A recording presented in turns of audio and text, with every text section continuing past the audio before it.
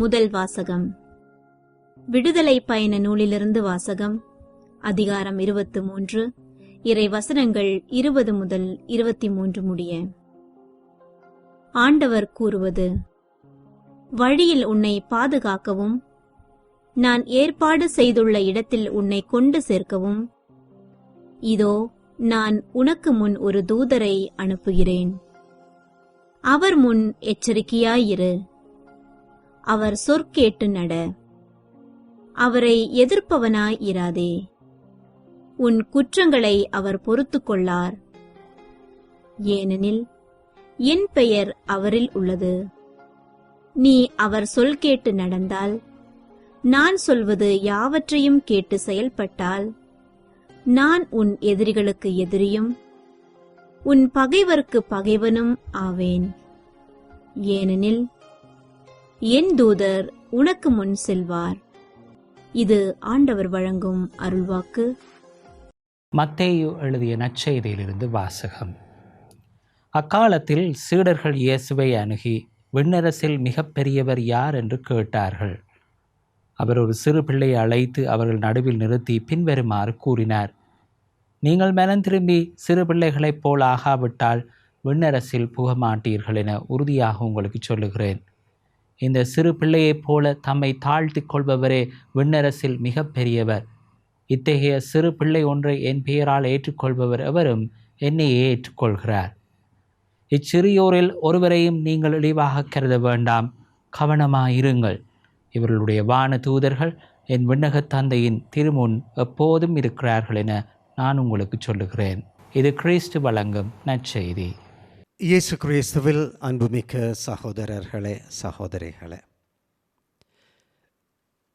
இந்த காலை நேரத்தில் சந்தோஷம் நிறைந்த, நம்பிக்கை நிறைந்த இறை வார்த்தைகளுடன் உங்களை சந்திப்பதிலே சந்தோஷப்படுகின்றேன்.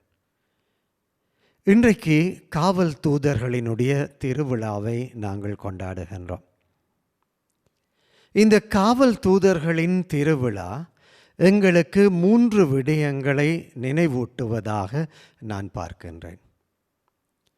எங்களுடைய திருச்சபையினுடைய பாரம்பரியத்தின்படி திருச்சபை சொல்லுகின்றது, ஒவ்வொரு மனிதனுக்கும் ஆண்டவர் ஒரு காவல் தூதரை தந்து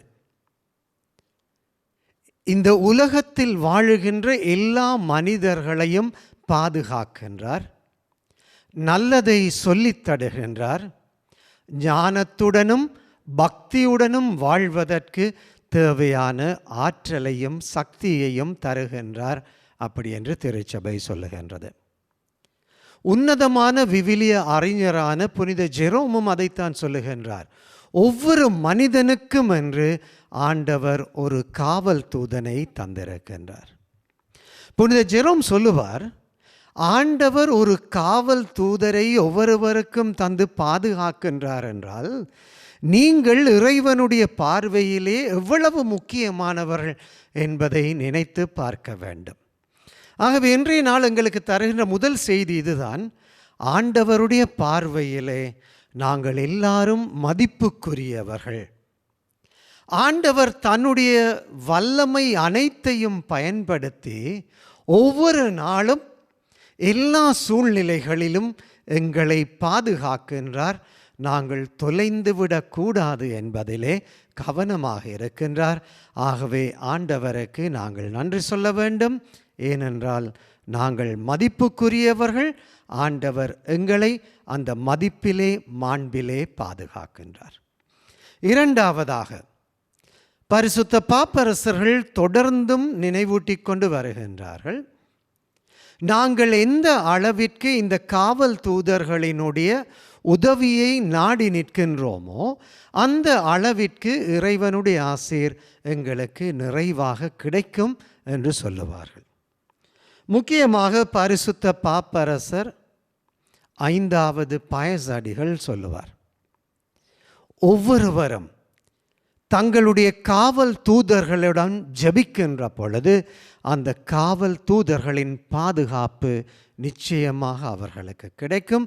ஆகவே காவல் தூதர்களிடம் ஜெபிக்கின்றவர்களாக வாழுங்கள் என்று சொல்லுவார்.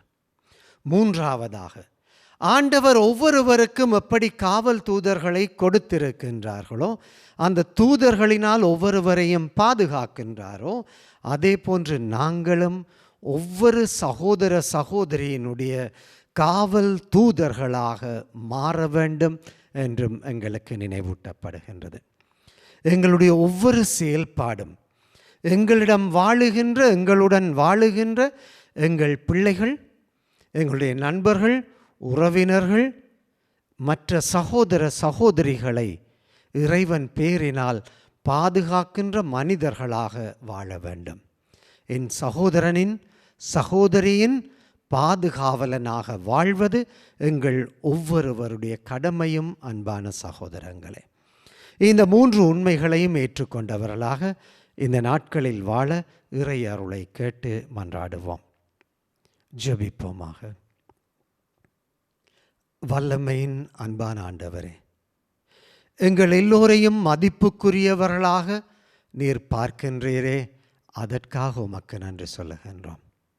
நாங்கள் தொலைந்து விடாமல் என்றும் பாதுகாக்கப்பட வேண்டுமென்று ஆசைப்படுகின்ற நீர், உம்முடைய வழிகாட்டுதலின்படி வாழ்ந்து நாம் என்றும் உம்முடைய வல்லமைக்குள் வாழ்ந்து தொலைந்து விடாமல் இருக்க எங்களுக்கு அருள் தாரும் ஆண்டவரே. என்றென்றும் வாழ்ந்து ஆட்சி செய்கின்றவர் நீரே. ஆமென்.